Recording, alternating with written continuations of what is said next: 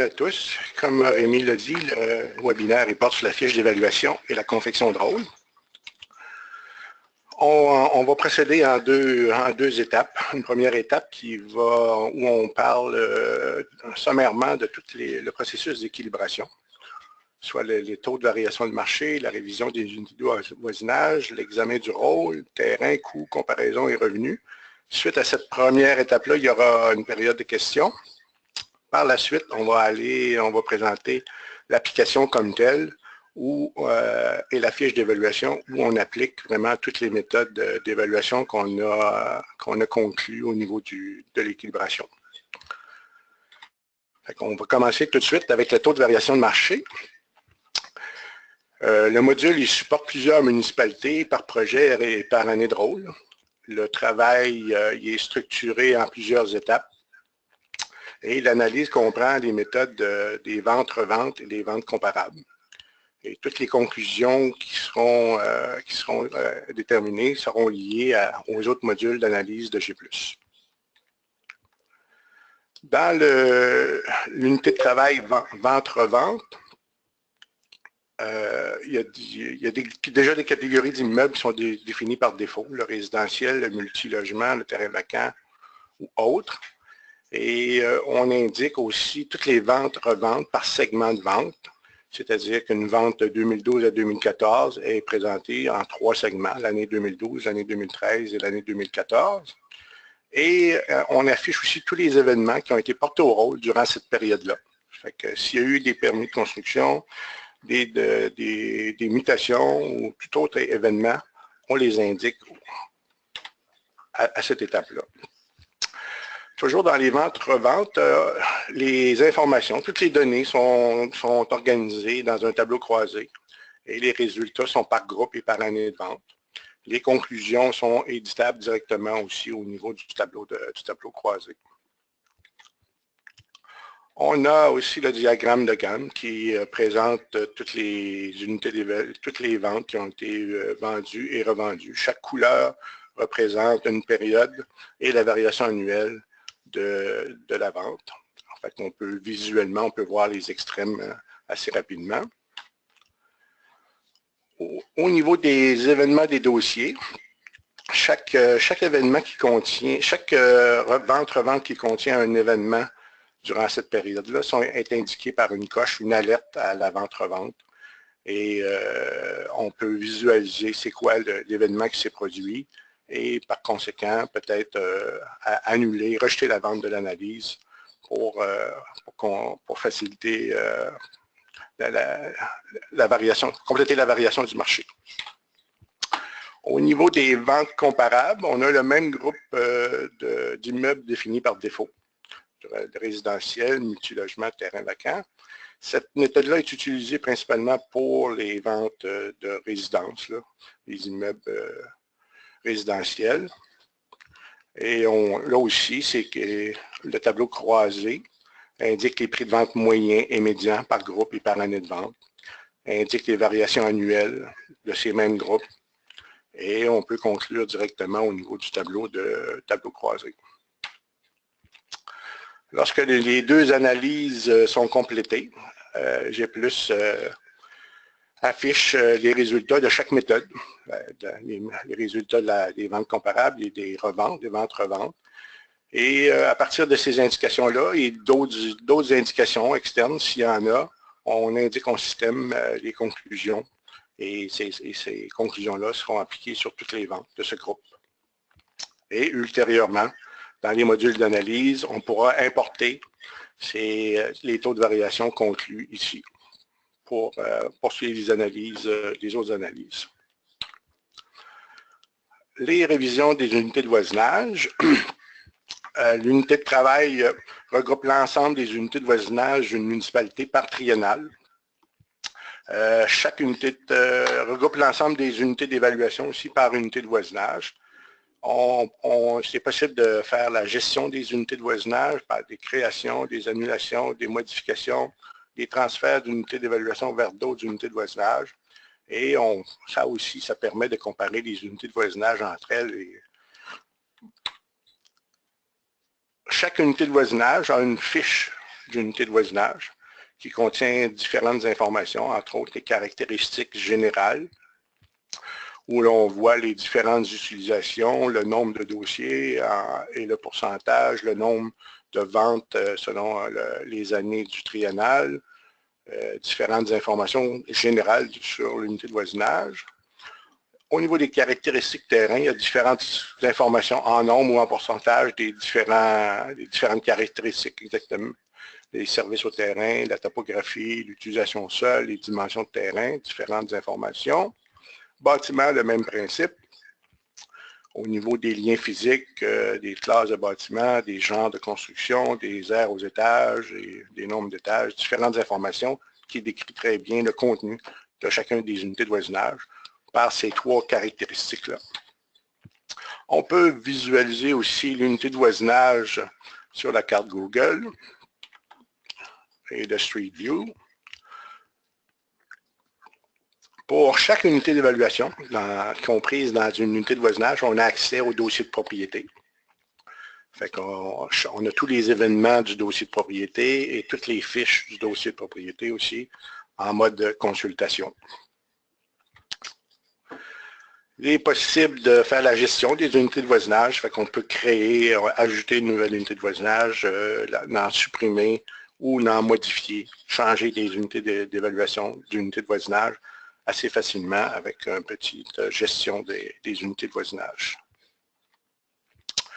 Et aussi, on a pour la grille des attributs.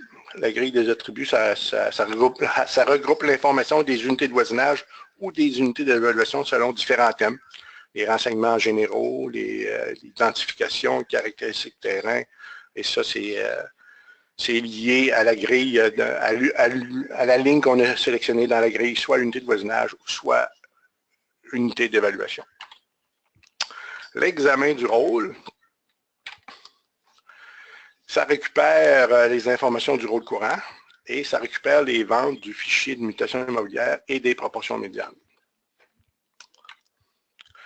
On affiche toutes les informations utiles dans un résumé de l'examen du rôle. Là aussi, le rapport est structuré en quelques sections. Données générales du rôle, où on a les nombres d'unités d'évaluation, le sommaire, les ventes. On a la section où l'examen de la conformité des étapes préalables. Qu'est-ce qui a été visité au niveau de l'inventaire, au niveau des ventes, la conformité des mutations, est-ce que les ventes ont été ajustées, puis l'applicabilité du taux de variation de marché, et toujours une petite grille à droite, situation acceptable ou non. Fait que ça, cette section-là a été éditable. Ensuite, on a la section du comportement statistique, où on a le résultat des 3 dernières médianes. On a une médiane simulée ou projetée pour le rôle en préparation. On a l'analyse de l'équité catégorielle, l'analyse de l'équité sectorielle, avec tous les nombres de ventes analysés, les pourcentages conservés, les proportions médianes et tout ça, les corps types, et la section où on peut accepter ou non l'analyse. Par la suite, on a le plan d'intervention, où on peut indiquer, faire un constat et indiquer les correctifs à apporter aux différentes étapes. Même chose, ici, on peut décider de quel type d'équilibration on va faire. Est-ce qu'on reconduit, est-ce qu'on équilibre par facteur ou on réévalue. Et on indique tous nos objectifs à atteindre. Et les deux formulaires, là, le résumé du rôle, le résumé de l'examen du rôle et le formulaire du plan d'intervention sont disponibles en fichier PDF aussi. Là. Fait que, et pour l'examen du rôle au niveau de le comportement statistique, on peut faire différents regroupements pour analyser selon différents groupes, pas seulement par catégorie, par unité de voisinage. On peut y aller par année apparente, par prix de vente, par année de vente, selon les services. Fait qu'il s'agit de stratifier avec l'aide de l'outil de regroupement les informations qu'on veut faire, qu'on veut stratifier. Et on peut, par la suite, dans le tableau de croisée d'analyse, regarder tous ces groupes-là pour voir le niveau du rôle et son état de rôle selon différents groupes. Et aussi, on le voit selon un graphique aussi. Fait que tous les résultats de tous les groupes, on les voit dans un tableau croisé et dans un tableau graphique. Au niveau du terrain, c'est des projets par municipalité ou groupe de municipalités. On peut analyser plusieurs municipalités en même temps. Ça supporte plusieurs projets sur plusieurs années. Et si c'est possible aussi de copier la stratification et les modèles d'analyse du rôle antérieur. Ça fait que ça facilite la confection du rôle en cours, en préparation. Au niveau des terrains, on doit définir des modèles d'évaluation. Ici, on a un modèle d'évaluation par tranche de superficie. Fait que, on définit ces strates-là. Une fois que les strates sont définies, on peut valider les résultats sur le marché directement, où on a une multitude d'informations sur la valeur estimée, différents ratios, les résidus de valeur, etc. On peut faire la même chose aussi sur l'inventaire, d'estimer la valeur selon le modèle. On a une valeur estimée, on a des ratios de comparaison avec la valeur antérieure, on a différentes informations pour valider justement le modèle. Une fois que tout ça s'est complété, on approuve notre analyse et on exporte toutes nos conclusions vers la fiche évaluation qu'on va parler un petit peu plus tard. Au niveau de la méthode du coût, là aussi, c'est des projets par municipalité ou groupe de municipalités qui ont la même date de référence. Puis là aussi, on peut copier et paramétrer des rôles antérieurs, à partir de rôles antérieurs. La méthode du coût, il y a 4 types d'entrepôts, 4 types d'analyses, en fait, résidentiel, non résidentiel, agricole et multirésidentiel. Et pour chacune de ces analyses, de ces entrepôts, on doit déterminer ou on peut déterminer avec G+, les différents facteurs, facteurs économiques, facteurs de classe, dépréciation physique, déductibilité économique et à la fin de tout ça, appliquer une valeur par la méthode du coût déprécié. Pour le facteur économique, on a un tableau d'analyse et dans ce tableau d'analyse-là, les données sont importées directement du fichier des nouvelles constructions neuves disponibles dans G+. Pour le facteur économique, on importe seulement les classes 5. Et si on veut, ici, on a seulement un exemple de un facteur économique, mais on pourrait déterminer plusieurs facteurs économiques. On pourrait faire ici différents groupes. Un groupe de maisons mobiles, un groupe de résidences, ou un groupe de triplex, par exemple, et on pourrait conclure pour différents groupes en fonction d'un tableau croisé tel qui est présenté ici, et on peut conclure aussi directement au niveau du tableau croisé. Pour les facteurs de classe, c'est exactement le même principe que le facteur économique, sauf que c'est les nouvelles constructions de classes autres que 5. Encore là, c'est le tableau croisé stratifié selon les classes. On a plusieurs données statistiques pour nous aider à conclure, à comprendre ce qui se passe et à conclure directement dans l'analyse. La dépréciation physique, on peut le grouper par genre de construction, maison mobile, résidentielle, non résidentielle. Il y a possibilité de faire des registres statistiques ou manuels. Et le tableau nous indique ici la dépréciation annuelle, la dépréciation totale et le résiduel de dépréciation. À l'aide des tableaux d'équation, on voit les nuages de pointe, les droites et les courbes de dépréciation avec ou sans constante et aussi les résultats des différentes équations. Lorsqu'on a défini notre dépréciation physique, on l'applique à nos ventes et à notre inventaire et on peut comparer le résiduel de dépréciation physique de la vente, directement au niveau de la vente et celle qu'on a conclue. Dans l'éventualité où il n'y a pas de possibilité de trouver une dépréciation physique avec le marché que vous analysez, bien, il y a d'autres façons de conclure au niveau des dépréciations physiques. On peut, en plus de l'équation linéaire et polynomiale, on peut conclure avec un procédé RGV ou selon des tables Marshall et Swift. Au niveau de la désuétude économique, c'est toujours le même principe, présenté sur différents groupes, unités de voisinage, genre de construction. On donne les différentes statistiques pour chacun des groupes et on peut conclure au niveau du tableau croisé. Une fois qu'on a retrouvé tous nos facteurs et dépréciation et désuétude, on applique ces résultats-là à chacune des unités d'évaluation, soit pour le marché ou l'inventaire. Fait que le coût, on peut consulter le coût déprécié pour les ventes et l'inventaire et calculer chacun des bâtiments et ses constructions accessoires. Avec on voit le détail du calcul, tous les facteurs qu'on a conclus, les coûts de base, les coûts neufs, les coûts dépréciés, on peut facilement consulter. Lorsque tout ça est satisfaisant, ben on dépose les valeurs au niveau de la fiche évaluation qui vont être utilisées là, pour compléter la confection de rôle et éventuellement en tenue à jour aussi. La comparaison,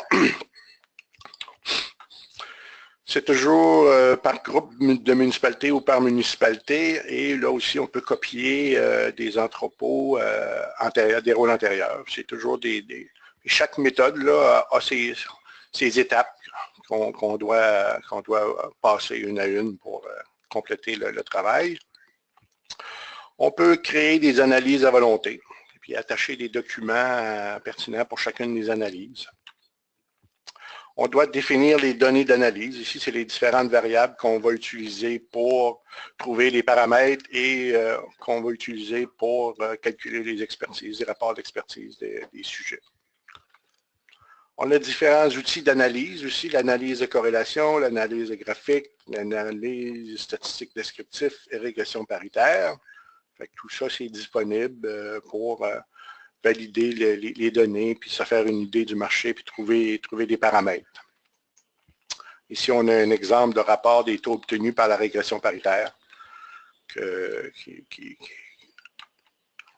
Et une fois qu'on a trouvé tous nos facteurs, tous nos paramètres, on doit définir un modèle d'évaluation à appliquer avec différentes variables, les variables d'ajustement et leur taux d'ajustement, les variables d'éligibilité numérique, les variables d'éligibilité à 3 niveaux. Il y a plusieurs informations. On indique au modèle combien de comparables on veut retenir au minimum, au maximum.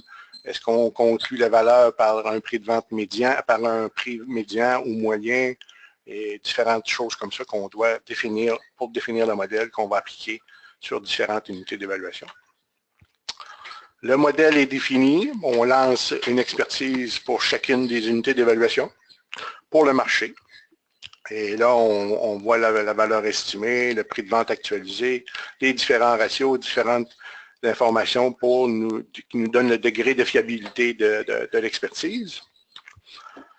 Chaque unité d'évaluation a son rapport d'expertise où on a le sujet et les comparables avec différentes informations sur les UE et les différentes informations sur les ventes. On a la section des variables et des ajustements où on calcule toutes les différences. Et à la fin, on fait une sommation des différences et on indique une valeur pour cette UE-là, pour cette UE selon la méthode de comparaison. Il y a en plus du rapport d'expertise, il y a un rapport d'évaluation éditable qui est fourni. Fait que toutes les sections qui sont en jaune, c'est des champs qui sont éditables, que l'utilisateur peut modifier. Ici, au niveau des variables d'ajustement, la colonne taux est en jaune et entièrement éditable pour chacune des variables. En plus des variables qui sont là, on peut ajouter manuellement d'autres variables et des variables qui pourraient venir ajuster de façon autre que celle déjà mentionnée dans le modèle. On a un rapport aussi qui est exportable vers Excel avec toutes les formules de chacun des champs où il y a une formule. Fait que ça, c'est disponible pour chaque unité d'évaluation. Vous pouvez laisser libre cours à votre imagination pour faire des changements, mettre des facteurs, ajouter des ajustements et faire ce que vous voulez. Au niveau de la méthode du revenu, La chose la plus importante à la base de la méthode du revenu, c'est l'inventaire des locaux résidentiels et non résidentiels, avec leurs conditions d'occupation et les conditions de location et les services. Et tout ça, cette fiche EL-là qui a été vraiment créée par Modelium là, pour la méthode du revenu, elle est entièrement paramétrable. Fait qu'on peut paramétrer différentes sections, le potentiel d'occupation, les étages, les conditions d'occupation. C'est vraiment il y a beaucoup de champs qui sont paramétrables. Au niveau du revenu, du formulaire des états de revenus et dépenses, ça aussi, c'est entièrement paramétrable au niveau des revenus et des frais d'exploitation. Et tout ça permet un rendu complet de tout ce qui est de revenus et de frais d'exploitation. Au niveau de l'application, dans la fiche EVA, la section locataire, on a un résumé justement de la fiche EL au niveau des sommaires des contractuels potentiels, des superficies, tout ça. Pour le revenu détaillé, on récupère l'information de la fiche EL. On voit ici l'année 2013 et l'année 2014 qui ont été complétées dans la fiche EL et la section retenue où l'évaluateur peut intervenir pour retenir soit ce qui était inscrit dans les années d'état financier ou des nouvelles valeurs à retenir. C'est le même principe pour les frais d'exploitation. On a les 2 années et la section retenue disponible pour l'évaluateur. Et tout ça, ça nous donne un revenu net. Et à ce revenu net-là, on applique un TGA. On peut faire certains ajustements au niveau des équipements et ça nous donne une valeur selon le revenu détaillé.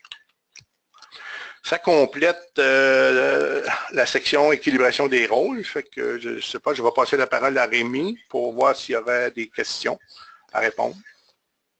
Merci Réal. Alors effectivement, j'ai quelques questions. Comme je disais, évidemment, je pense que c'est quand même un tour très rapide là, de toutes les étapes qu'on doit passer là, pour préparer le rôle, les analyses.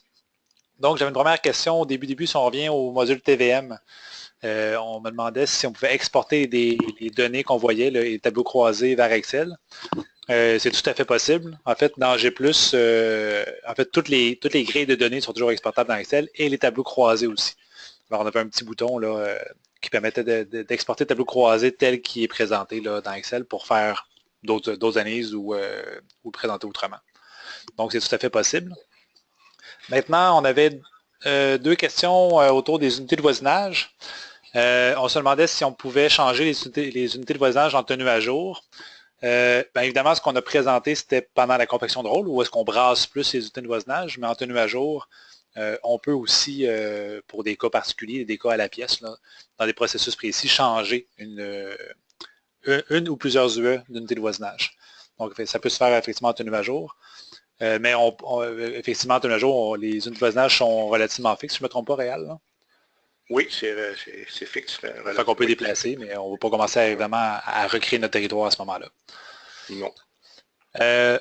Autre question sur les UV, parce qu'on voyait la matrice graphique en bas, là. On se demandait si on pouvait utiliser la matrice graphique de l'organisation. Donc, en fait, oui, c'est possible. On l'a fait à plusieurs endroits. On s'est intégré présentement à 4-5 matrices graphiques. Donc, pour G+, en fait, la matrice graphique est un service. Si vous avez quelque chose qui s'affiche dans une page web, normalement, c'est très, très facile de l'intégrer à G+. Donc ça ne devrait pas trop causer de soucis si votre outil le supporte. Rapidement comme ça, pour l'examen de rôle, on se demandait si on pouvait imprimer le rapport qui résume l'examen de rôle qu'on voyait. En fait, tout à fait, on peut l'envoyer en PDF aussi ou à l'impression. Le module sert à éditer les données, justement pour produire le rapport, qu'on peut très bien l'imprimer ensuite. 2 dernières questions. Une sur le terrain. On se demandait si on pouvait utiliser la régression linéaire pour déterminer les facteurs de terrain. Si je ne me trompe pas, Réal, c'est possible? Oui, tout est possible. On va utiliser la régression pour déterminer des taux de terrain et des ajustements, oui. Parfait. On peut faire la régression ou les par tranche aussi. Donc, il y a plusieurs méthodes possibles. Et pour le coût, on nous demandait si on avait des facilités pour gérer le registre des constructions neuves où il faut l'importer les données d'un fichier Excel ou d'autre pour calculer les facteurs de classe économique. En fait, dans G+, dès qu'on a un permis pour une construction neuve qu'on va inspecter sur le terrain, donc dès qu'il y a un processus qui est enclenché, qui résulte en une construction neuve, le registre est automatiquement alimenté. Donc, on n'a pas besoin de faire une alimentation spécifique du registre de la construction neuve, il va s'alimenter au fur et à mesure et on peut aller le consulter ensuite pour rentrer des données supplémentaires. J'en profite, j'ai terminé les questions de la première partie. Évidemment, chaque module qu'on a vu très rapidement pour l'équilibration est une partie quand même qu'on peut approfondir. Puis il y a des prochains webinaires qui sont prévus. Je vais vous parler du calendrier un peu plus tard, là, pour approfondir, entre autres, le revenu, la comparaison qui sont prévus prochainement. Pour vous montrer, si vous avez d'intérêt dans un module en particulier, on peut rentrer un peu plus en profondeur. Aujourd'hui, c'est surtout de faire le processus au complet. Mais il y a d'autres webinaires qui s'en viendront plus tard. Alors, je te laisse la parole pour la suite, Réal, pour la fiche évaluation. Parfait, merci. Ça fait qu'on va passer à la deuxième étape qui est justement, une fois que toutes les analyses sont complétées, on est rendu à l'étape où on veut déposer des valeurs. Ça fait qu'on va aller faire à la section évaluation dans la confection de rôle où on va vous montrer différentes étapes à franchir pour justement se rendre jusqu'au dépôt de rôle. Fait qu'ici, au niveau de l'évaluation, on a le processus de travail qui est structuré. On a des projets en confection, on a des étapes de confection aussi, les 8 étapes de confection. Et pour chaque projet, on peut la section documents, où on peut lier des différents documents. Et tout ça, le but, c'est d'encadrer la démarche de travail de l'utilisateur dans sa confection de rôle. Ici, le système, il supporte plusieurs projets à chaque triennale. Les différentes étapes que l'utilisateur parcourt les unes après les autres, depuis l'ouverture jusqu'au dépôt de rôle.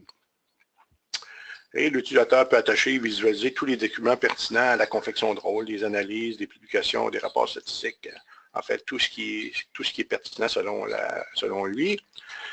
La première étape de la partie évaluation, c'est de créer des approches d'évaluation. L'inventaire comporte différents types de propriétés, ils ne sont pas tous évalués de la même façon.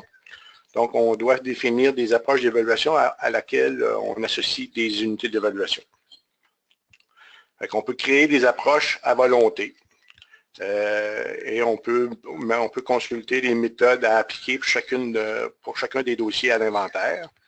Et pour chaque approche, l'utilisateur doit spécifier chacune des méthodes et lui donner une priorité. Dans l'exemple ici, on a une approche résidentielle qu'on veut utiliser le coût et la comparaison. On a mis le coût déprécié en premier, la comparaison en deuxième et éventuellement en troisième lieu, un bâtiment manuel. Si les méthodes ne sont pas satisfaisantes, il y a toujours moyen de mettre une valeur manuelle à la fin. Au niveau de paramétrer les packs, ça permet de ventiler l'inventaire sur différents groupes et ça permet un meilleur suivi de travail et permet aussi aux utilisateurs de travailler, plusieurs utilisateurs de travailler sur le même projet. Un pack, ça peut être par localisation, par type de bâtisse, par unité de voisinage, par personne, ça peut être vraiment très, très différent. Au niveau de l'évaluation, là, c'est l'unité centrale où pour effectuer les évaluations individuelles ou en lot. Et on peut consulter et éditer le dossier de propriété. Et on a accès ici à la fiche évaluation, qu'on appelle communément la fiche EVA. Pour récupérer les dossiers qu'on veut évaluer, il y a l'assistant de recherche qui nous permet, selon différents critères et paramètres, de recherche, aller récupérer les dossiers qu'on veut utiliser, qu'on veut évaluer. La grille évaluée nous présente toutes les unités d'évaluation qu'on a récupérées.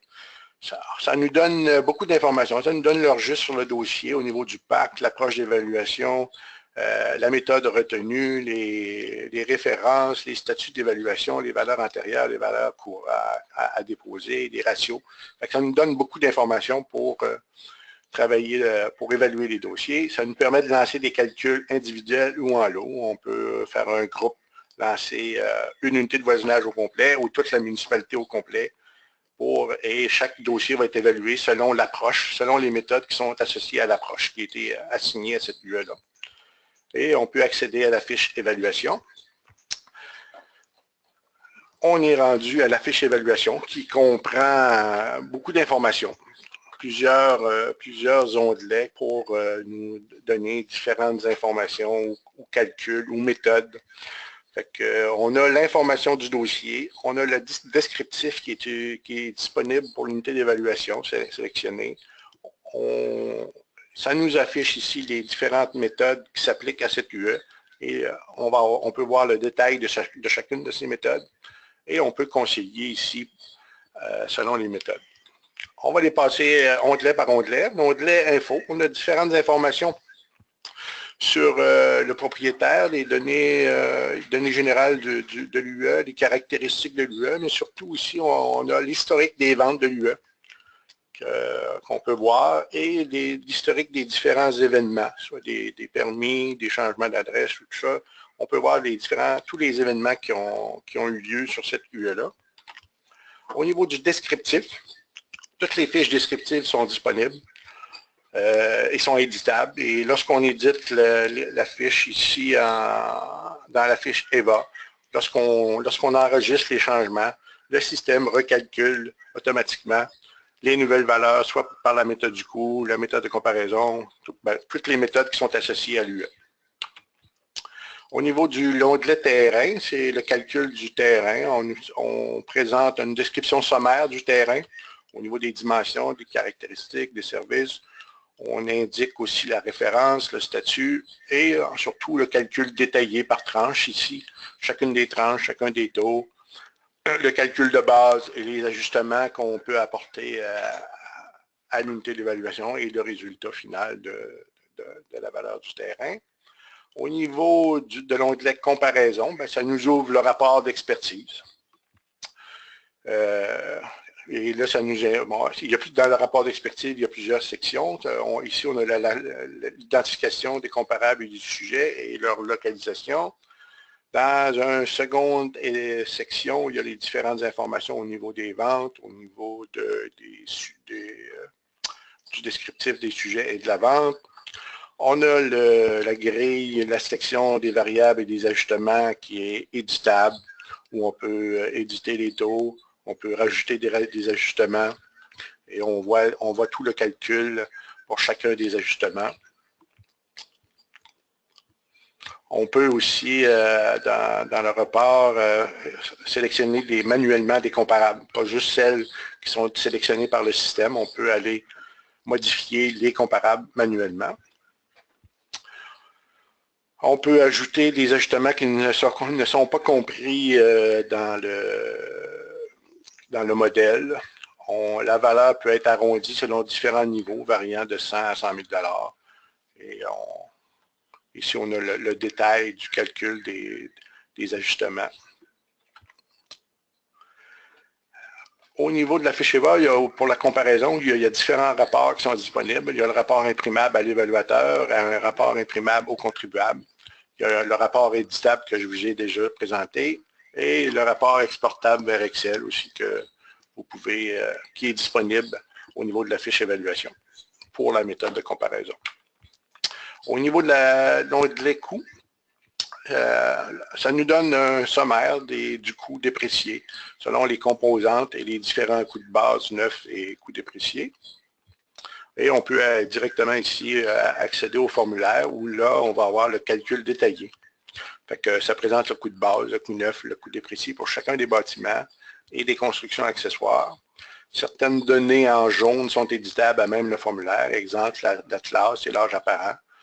On peut éditer ça directement dans le formulaire. Et si on veut faire plus de modifications, on a accès au descriptif aussi pour faire certaines modifications. Et il y a l'onglet conciliation qui affiche les méthodes de l'approche. Fait que ici, on a une approche par le coût, dans les méthodes de l'approche résidentielle coût comparaison. On a le coût déprécié, la comparaison G+, et la valeur manuelle si possible. Fait que le système nous propose une valeur selon la méthode du coût déprécié qu'on avait mis en priorité 1, et il a retenu cette valeur-là. Le système, par défaut, il retient cette valeur-là. Mais l'évaluateur a la possibilité de faire autrement. Il pourrait venir retenir la valeur par la comparaison, et seulement qu'à cocher vis-à-vis retenu et la comparaison, ou si les deux méthodes sont insatisfaisantes, venir mettre une valeur manuelle et tout ça, la valeur retenue ou la valeur retenue va être portée au rôle. Dans la fiche évaluation, il y a quelques onglets supplémentaires au niveau de l'attachement, validation et des notes. Bien, on peut aussi à la fiche évaluation attacher différents documents. Le système valide certaines informations, il indique un niveau de sévérité de ces validations-là. Et il y a un bloc-notes, on peut inscrire des notes pour l'unité d'évaluation concernée. À même la grille UE à évaluer, il y a une activité d'évaluation comparative qui est utilisée lorsque les unités d'évaluation sont traitées avec le revenu détaillé. Fait que ça permet d'afficher côte à côte les données, les paramétrages et les décisions pour plusieurs dossiers simultanément. Ça nous montre une série d'informations pour les dossiers sélectionnés et ça donne le détail de l'évaluation pour chacun des dossiers. Fait que c'est un rapport assez volumineux qui compare différentes informations au niveau des loyers de chacun des immeubles, au niveau des revenus et des récupérations pour des frais d'exploitation, le revenu brut potentiel, vacances et mauvaises créances, le revenu brut effectif, les différents frais d'exploitation. On peut facilement comparer tous ces frais-là pour chacune des unités d'évaluation. On a les revenus nets, on a les TGA paritaires, les TGA retenus, les taxes variables qu'on peut comparer. Et à la fin, on peut comparer aussi le coût déprécié qui est importé dans le formulaire, les valeurs avant ajustement, les valeurs retenues, les valeurs retenues versus le rôle antérieur. Fait que c'est facile vraiment facile de comparer tous les postes, tous les champs, un à un ou en groupe pour toutes les unités sélectionnées. Et ça permet de voir s'il n'y a pas eu des oublis, des incohérences ou des choses comme ça et aller retourner, modifier le dossier. Au niveau de l'étape évaluée, aussi, on a un rapport, une section pour imprimer des rapports. C'est selon plusieurs méthodes et 3 versions possibles. C'est qu'on voit toutes les méthodes qui sont possibles d'imprimer, revenu simple, revenu détaillé, le coût, la comparaison. Et ça, selon 3 versions possibles, version évaluateur, version citoyen et des versions personnalisées. Et par défaut, lorsqu'on ouvre l'outil, il coche la méthode, les rapports à imprimer de la méthode qui a été retenue. Dans ce cas-ci, c'était le coût. Fait qu'il a coché tous les éléments de la méthode du coût, les notes, les résultats d'évaluation et les informations générales à la conciliation. Fait que, par défaut, il reconnaît la méthode et les formulaires à imprimer. Au niveau de la validation, c'est vraiment une étape là, facultative pour extraire des multitudes d'informations parce que déjà dans la grille UE évaluée, il y a une quantité assez importante d'informations qui nous permet de valider les valeurs qu'on va porter au rôle. Et si jamais on a besoin de plus, on peut extraire à partir d'un outil d'autres informations. La partie répartition fiscale, ça récupère les dossiers assujettis à une répartition fiscale. Ça regroupe les dossiers selon 2 types de répartition, des répartitions simples et des répartitions complexes. Et ça affiche le détail des répartitions fiscales, en exemple, une exploitation agricole enregistrée. Fait qu'une répartition fiscale simple, c'est vraiment une répartition fiscale où on a seulement un T, un B et un I comme évaluation. Fait qu'en ouvrant l'application, en ouvrant l'unité de travail, le système il met à jour les valeurs selon l'ensemble législatif qui existait déjà. Fait que c'est vraiment juste un rafraîchissement des valeurs et pour tous les dossiers qui ont une répartition fiscale simple. Au niveau des répartitions fiscales complexes, la répartition du terrain, ici c'est un exemple d'exploitation agricole enregistrée. La répartition du terrain se fait automatiquement selon les données qui ont été inscrites au bloc terrain et selon le paramétrage du calcul terrain. Fait que tout ça, et la section répartition terrain est automatique. Au niveau des bâtiments, on a simplement qu'à cocher le bâtiment pour lui indiquer ce qui est dans une, est-ce qu'il fait partie des, est-ce que c'est une exploitation agricole enregistrée ou non enregistrée, non agricole. Fait que, et selon le modèle qui a été choisi pour la répartition fiscale, ben, la répartition fiscale s'affiche et se calcule automatiquement à la section du bas. Rôle d'évaluation, ben, c'est pour produire le rôle d'évaluation par unité d'évaluation et produire le rôle d'évaluation pour le MAPAC. Bon, le rôle est produit selon deux formats, PDF et XML. Peut être produit à différentes dates de compilation et à différentes dates de vigueur.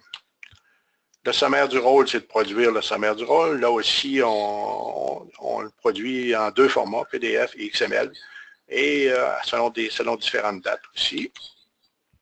On est rendu à la fin, au cycle de dépôt de rôle. Il s'agit de confirmer la fermeture du cycle avec une date de début, une date de fin, et on attache tous les documents pertinents au rôle à déposer. Fait que le sommaire, les différents documents qui sont reliés au dépôt de rôle. Et ça complète la présentation pour ce midi. Fait que merci beaucoup de votre présence. Et là, Rémi, je te repasse la parole, voir s'il y a d'autres questions. Oui, j'avais deux petites questions pour terminer.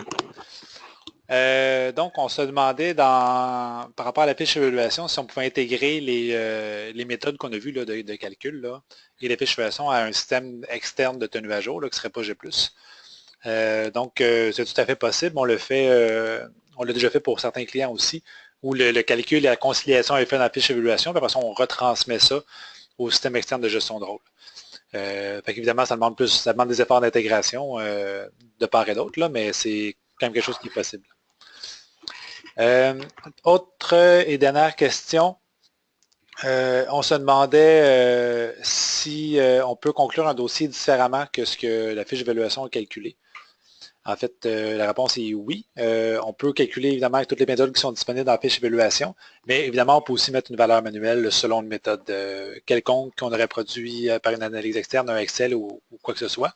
Et on peut même venir attacher en document de référence la façon dont on a produit la valeur pour preuve ensuite. Donc, même si on n'utilise pas les méthodes qui sont dans la fiche d'évaluation, puis on utilise quelque chose à l'extérieur, pour certains cas particuliers, on peut quand même utiliser la fiche d'évaluation pour la conciliation, mettre la preuve à ce moment-là, pour le retrouver après ça en tenue à jour. Donc, c'est tout à fait possible. Alors, ça complète les questions qu'on avait. Juste avant de vous quitter, j'espère que vous avez apprécié. Merci de votre présence avec nous ce midi. Je vous invite à notre prochain rendez-vous la semaine prochaine. Donc, c'est la dernière avant une petite pause d'été. Il y a beaucoup de gens qui prennent des vacances fin juillet, début août, fait qu'on va reprendre ensuite. Mais la prochaine, mardi prochain, c'est sur V+. Donc, pour la consultation publique du rôle et Axel pour les liens du rôle en ligne. Donc, si ça vous intéresse, soyez avec nous le 11 juillet prochain, donc mardi prochain, à 12h10 aussi, pour cette présentation. Alors, encore une fois, merci de votre participation. J'espère que vous avez apprécié. Si vous avez des questions entre-temps, n'hésitez pas à nous communiquer par courriel. On est toujours prêt pour répondre à vos questions. Alors, au plaisir de vous revoir la semaine prochaine. Bye bye. Au revoir.